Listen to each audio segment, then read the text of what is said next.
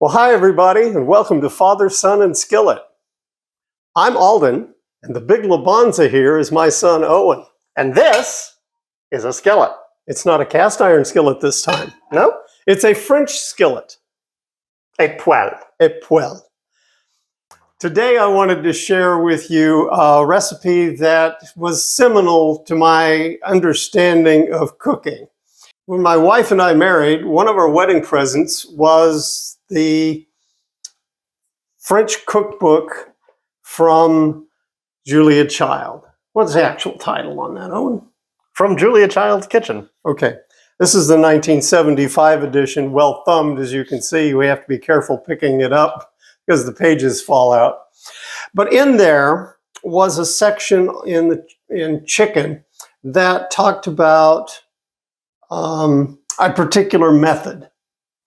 And she started very simply, and she built on that method with different ingredients, not so much a different method or any, maybe some added techniques here and there, but added ingredients, changed things up, and started from a very simple chicken to chicken fricassee and coq au vin, which she did side by side in comparison. It's a really excellent read if you're the kind of person like me or him who reads cookbooks for entertainment, like a novel. So, talk about the recipe, Owen. So, like he said, we begin with a very simple recipe. We're not doing the first one in the series today. We are actually doing the second. Poulet poêle. Brown chicken pan fried. A brown covered sauté of chicken, according to Julia Child's recipe. Mm-hmm. So we'll get things started and we'll be right back.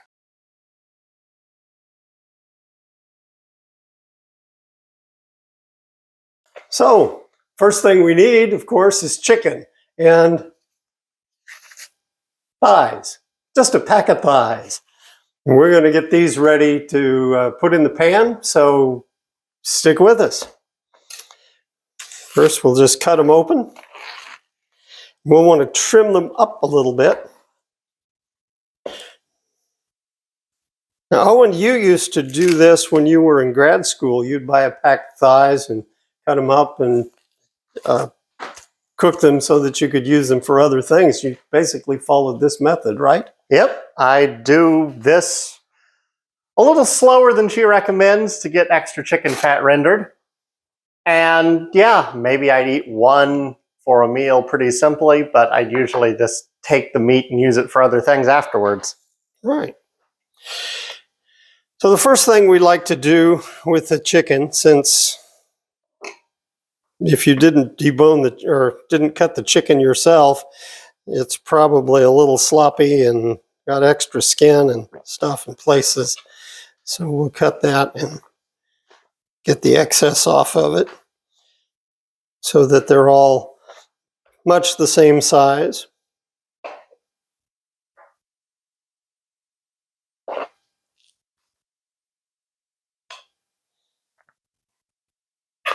Like that. These bits of skin are great if you save bones and pieces of extra meat for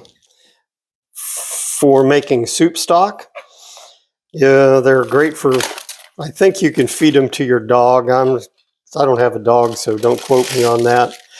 But otherwise, try not to throw them away. They're very nice. You can cook them up for extra fat.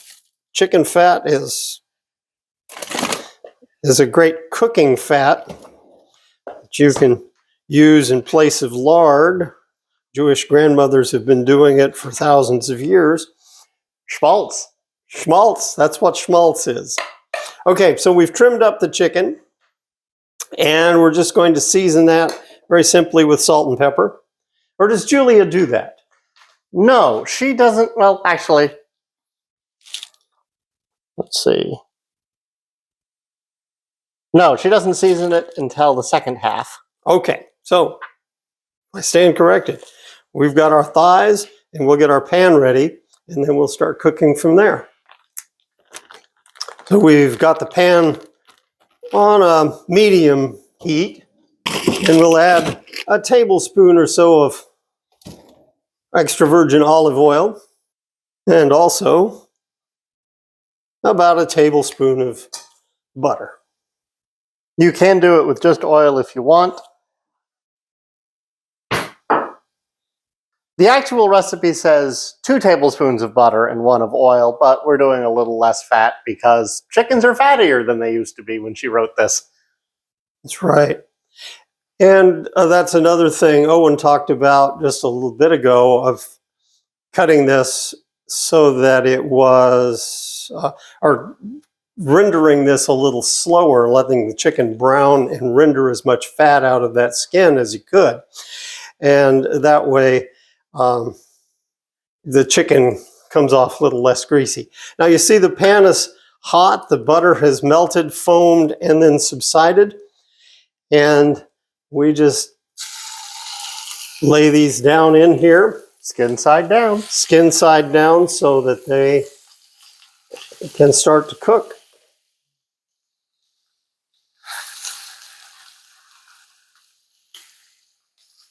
And now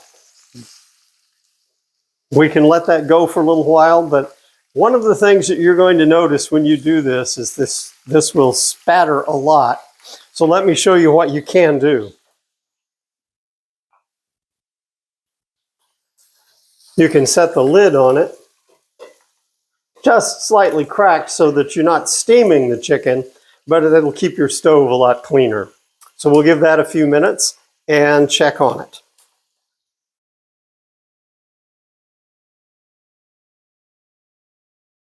All right, we've been 6 or 7 minutes into this saute, and we'll take a look at it, see how it's doing. I'm starting to see some browning around the edges there. So let's take a look. Oh yes.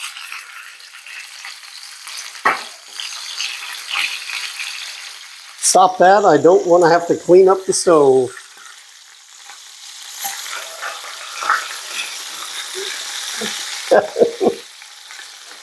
Yeah. You just did. What? Clean up the stove. Yeah. There we go.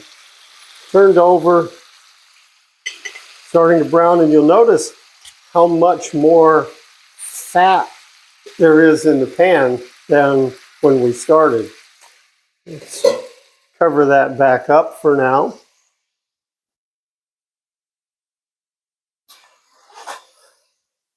Keep things nice and neat.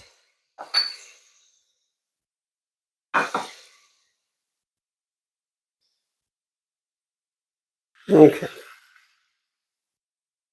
Okay, so we've let this brown for a little while. We've pulled the lid off of this. We see that it's looking very nice.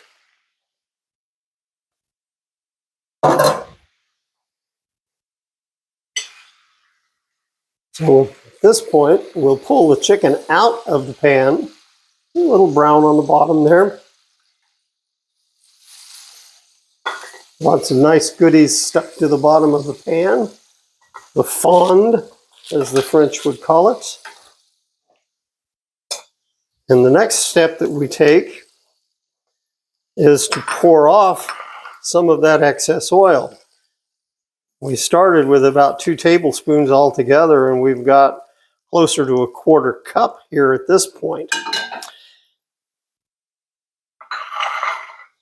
Now, for this recipe, Julia says, season the chicken on both sides. And we'll just use some salt and pepper. She never says how much, and the only proper answer to how much is enough.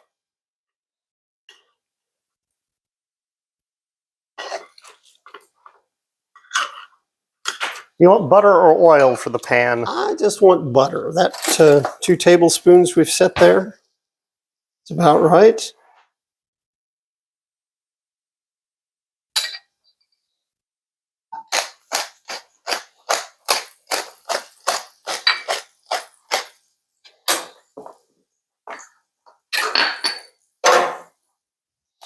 We're using basil today, just dried basil. You can use fresh herbs. You can use any combination of herbs that you want. Some Provençal seasoning would be very tasty, as would Italian seasoning or tarragon. But basil is a very nice match flavor-wise for chicken. And it gives this a nice south of France kind of feel. We're using altogether for this pack of thighs about 1.5 teaspoons of basil. Butter is melted in the pan. And it's time to put the chicken back in the pan.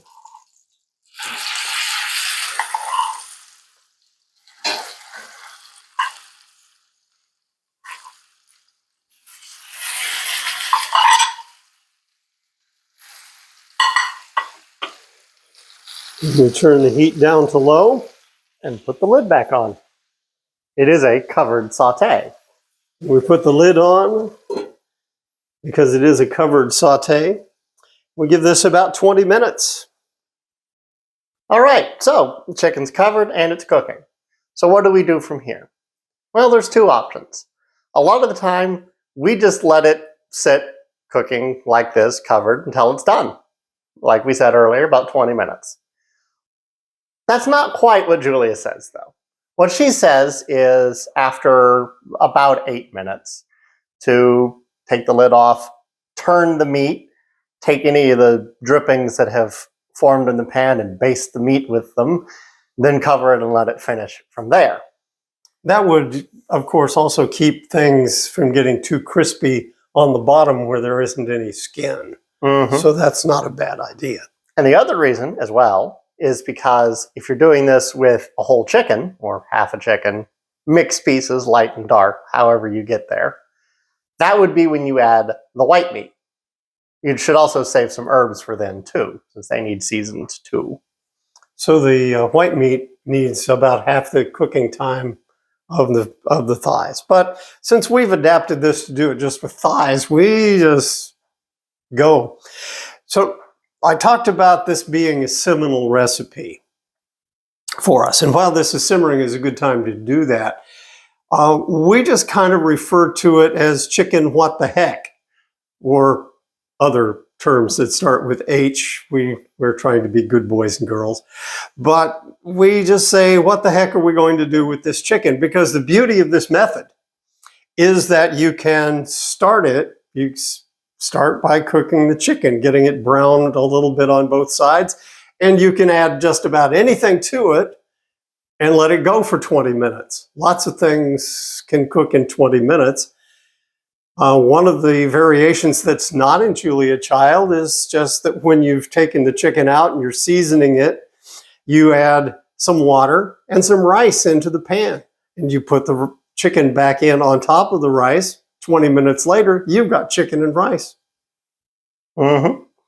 And that can be very French. You can do it with the French flavors we're doing here. If you're doing the chicken and rice, you can make it Chinese, you can make it Indian, you can make it Mexican, wherever you want to go. That's right. That's right. And so we've just decided over the years, we've come up with, I don't know, probably 20 different things or more that we do. Some of them I can't even name right now because I just don't remember. But it's a beautiful thing to do. And the thing that is seminal about it to me is that it's a method. Method. And rather than relying completely on recipe after recipe after recipe, you start to learn the methods of cooking. Because when you know the methods, you can look at any recipe and go, okay, this is a covered saute of chicken. That covers also, didn't we decide that a Moroccan tagine can fall in that general category? You could do those tagine flavors and almost replicate the whole method as a covered saute of chicken. It's not that far from Morocco to France anyway. Exactly. So, but then you start picking up the methods that are there on everything else, like cookies or cakes. Now, this is a great story. My wife's grandmother died right back before we actually met, but somehow I inherited Lucille's recipe box, and everybody in the family wanted recipes from her. The problem was that the things that they wanted recipes for were things that she cooked off the top of her head, light rolls, her pot roast, the way she fried chicken, that sort of thing. What she had were a collection of scraps of paper that had lists of ingredients on them. Sometimes they didn't even have a title. And unidentified frying objects. exactly, UFOs. And we could go through and we'd say, okay, based on these ingredients and these proportions, this is cookies, or this is a cake, or that sort of thing. So there were lots of cookies and cakes in there, but there weren't any directions for how to mix it because it's a cookie. It's a cake or a cookie, and that's how you mix things. Mm-hmm. Any recipes I do write down when we make a variation that we really like, I'm a little bit better. I at least include the directions, but I also write my ingredient lists in such a way that if you can ignore the directions and just work through those ingredients and go, okay, here's the order they're in, this is the order they're added in. Well, and to take it even further, he's made a template for recipes that's general recipes, and then he's got a cookie method and a cake method that we can just say, these ingredients to make this cake, proportions vary slightly, but after he's listed the ingredients, it's pretty much already written because it's the cake method or the cookie method. Mm-hmm. And then because of those changes in things, maybe the cooking time and the temperature are a little different, but it saves a lot of typing. Well, let's take a look at this pan. It's been on for 5 or 10 minutes. Get a spoon, the tongs, and flip it over. Beautiful juices and fat showing there. Nice buttery goodness.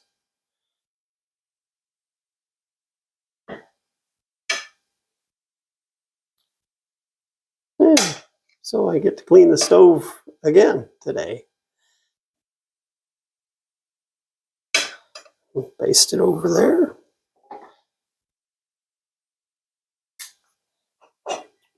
Pop that lid on there again and let it continue. We've got 10 or 15 minutes left to go. Okay. Well, our 20 minutes is up and our chicken should be ready. So let's lift the lid on it and take a look. Oh yes, beautiful. Smells wonderful. I'll take it out, plate it up.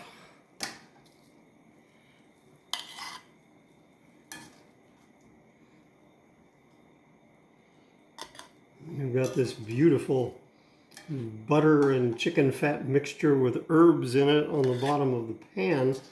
That could make a very nice sauce, but I'm not going to teach you how to make a beurre blanc today.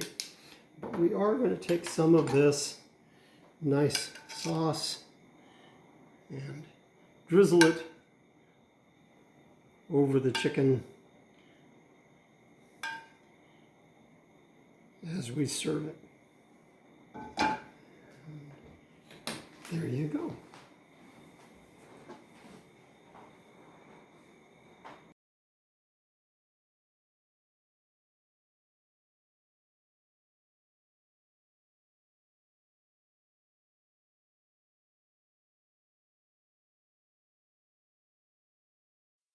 So, thanks for watching. This is poulet poêle, one of my favorite dishes in all of its various forms. I have fond memories of many versions of it, and it's inspired me to make many more variations. It's part of why I love cooking.